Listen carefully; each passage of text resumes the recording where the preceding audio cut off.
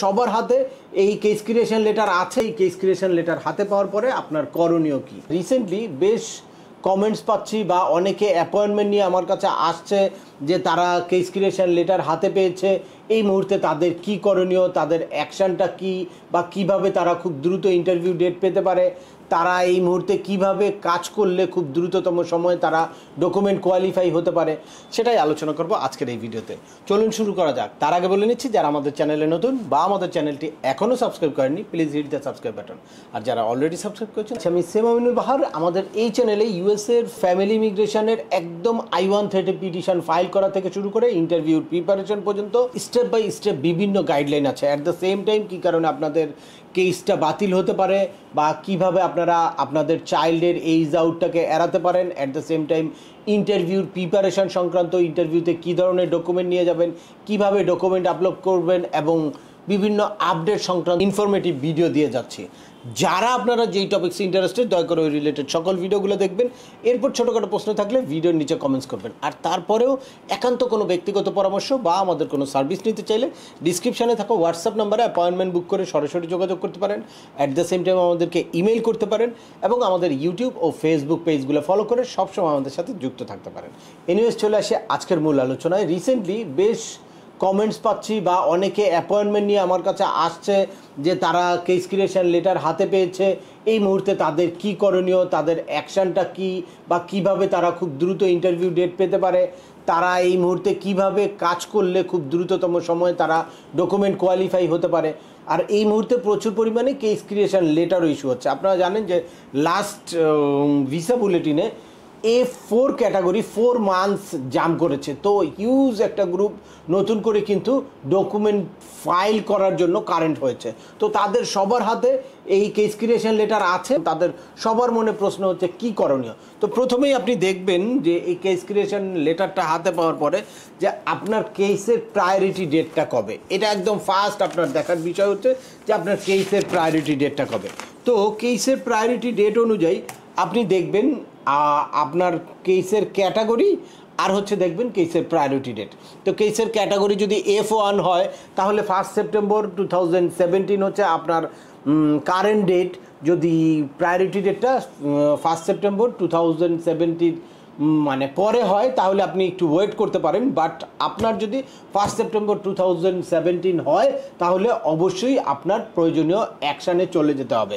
এরপরে যদি F2A category হয় তাহলে 1 এপ্রিল 2025। যদি এর আগে আপনার প্রায়োরিটি ডেটটা হয় তাহলে কিন্তু আপনার দ্রুততম সময়ে অ্যাকশানে যেতে হবে। তো আমি আসছি অ্যাকশানগুলো কি, কিন্তু আগে শুনতে হবে যে আপনার যেহেতু দেখতে হবে যে প্রায়োরিটি ডেটটা কারেন্ট আছে কিনা।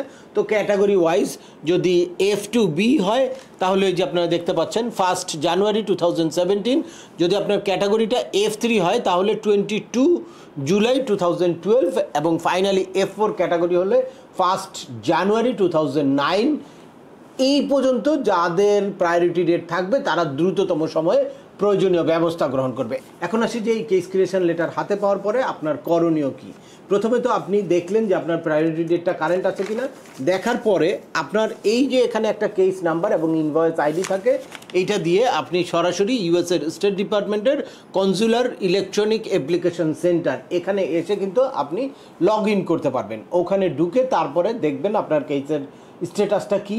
এরপরে আপনি ফি পেমেন্ট করতে হবে। ফার্স্ট কাজ হচ্ছে ফি পেমেন্ট করা। তবে ফি পেমেন্ট করার আগে আপনার দেখতে হবে যে আপনার কোনো অ্যাড রিমুভ আছে কিনা, অর্থাৎ আপনার যেই ফ্যামিলি মেম্বার ওখানে অ্যাড করা আছে কেউ বাদ হয়ে যেতে পারে বা কেউ না যেতে পারে, কেউ মিসিং থাকতে পারে, তাকে আপনার রিমুভ করতে হবে। আর এডিশনাল কেউ যদি যোগ হয়ে থাকে তাহলে আপনাকে অ্যাড করতে হবে। নির্দিষ্ট একটা সিস্টেমে আপনার এই অ্যাডটা করতে হবে। অ্যাড রিমুভ কিছু থাকলে অ্যাড রিমুভ করে তারপরে আপনাকে ফি পেমেন্ট করতে হবে। এই ফি পেমেন্টের ক্ষেত্রে $120 হচ্ছে পিটিশনারের স্পন্সরের জন্য এই একটা ফি, আর হচ্ছে প্রত্যেকটা অ্যাপ্লিকেন্টের জন্য $325 আপনাকে পেমেন্ট করতে হবে। এই পেমেন্টটা অবশ্যই ইউএসের কোনো অ্যাকাউন্ট থেকে এই পেমেন্টটা করতে হবে। এটা অনলাইনেই কিন্তু ঘরে বসে যার যার জায়গা থেকে আপনারা এই পেমেন্টটা করতে পারেন। এটা হচ্ছে ভিসার অ্যাপ্লিকেশন ফি আর পিটিশনারের ফি। এই দুইটা ফি যখন আপনি পেমেন্ট করে ফেলবেন, এরপরে ওইটা আপডেট হতে একটু সময় লাগে, 3-4 দিন সময় লাগে, ওইটা আপডেট পেমেন্টটা আপডেট হওয়ার পরে তারপর আপনাদের DS-260 ফিল আউট করতে হবে। DS-260 প্রত্যেকটা অ্যাপ্লিকেন্টের DS-260 ফিল আউট করার পরে তারপর আপনাকে ডকুমেন্ট সাবমিট করতে হবে, সিভিল ডকুমেন্ট বলে। এই সিভিল ডকুমেন্টের মধ্যে এক একটা ক্যাটাগরি ওয়াইজ এক এক রকম ডকুমেন্ট কিন্তু আপলোড করতে হবে এবং ডকুমেন্টের নির্দিষ্ট একটা সাইজ আছে। এছাড়া পিটিশনারের ফাইন্যান্সিয়াল ডকুমেন্ট বা স্পন্সরের যেই ডকুমেন্ট, জয়েন্ট স্পন্সর যদি থাকে তাদের ডকুমেন্ট, সব ডকুমেন্ট আপলোড করার পরে এনভিসি ন্যাশনাল ভিসা সেন্টার কী করবে, আপনার কেসটাকে একটা রিভিউতে নিবে। এই সব ডকুমেন্ট বা ইনফরমেশন যদি ঠিক থাকে তাহলে তারা আপনাকে উইদিন 1 মান্থ ডকুমেন্টারিলি কোয়ালিফাইড ডিক্লেয়ার করবে। আর যখনই আপনি ডকুমেন্টারিলি কোয়ালিফাইড হয়ে গেলেন তারপর আপনি ইন্টারভিউ কিউতে পড়ে গেলেন। তবে এর মধ্যে অবশ্যই ফাইনাল ইলেকশন ডেটটা কারেন্ট আছে কিনা এটা আপনাকে মাথায় রাখতে হবে। তো আজকের ভিডিওটা দীর্ঘায়িত করছি না, আশা করি এই ভিডিও থেকে আপনারা বুঝতে পেরেছেন যে এই কেস ক্রিয়েশন হাতে পাওয়ার পরে দ্রুততম সময়ে ব্যবস্থা নেওয়া কতটুকু গুরুত্বপূর্ণ, বা ব্যবস্থা না নিলে আপনাদের কি ক্ষতি হতে পারে। এত কাঙ্ক্ষিত এই ইমিগ্রেশন ভিসার কেসটা কী ধরনের ক্ষতি হতে পারে। তো তারপরেও আপনাদের যদি এই সংক্রান্ত কোনো রকম কোনো প্রশ্ন থাকে অবশ্যই আমাকে কমেন্টস করে জানাবেন। আর ভিডিওটি ভালো লাগলে বা তথ্যবহুল মনে হলে লাইক দিয়ে আপনার বন্ধুদের মাঝে শেয়ার করে দেবেন যাদের এই ইনফরমেশনগুলো অত্যন্ত প্রয়োজন। আবার দেখা হবে নতুন কোনো গুরুত্বপূর্ণ টপিকস নিয়ে। সে পর্যন্ত সবাই ভালো থাকবেন, সুস্থ থাকবেন এবং আমাদের চ্যানেলের সাথেই থাকবেন। আল্লাহ হাফেজ।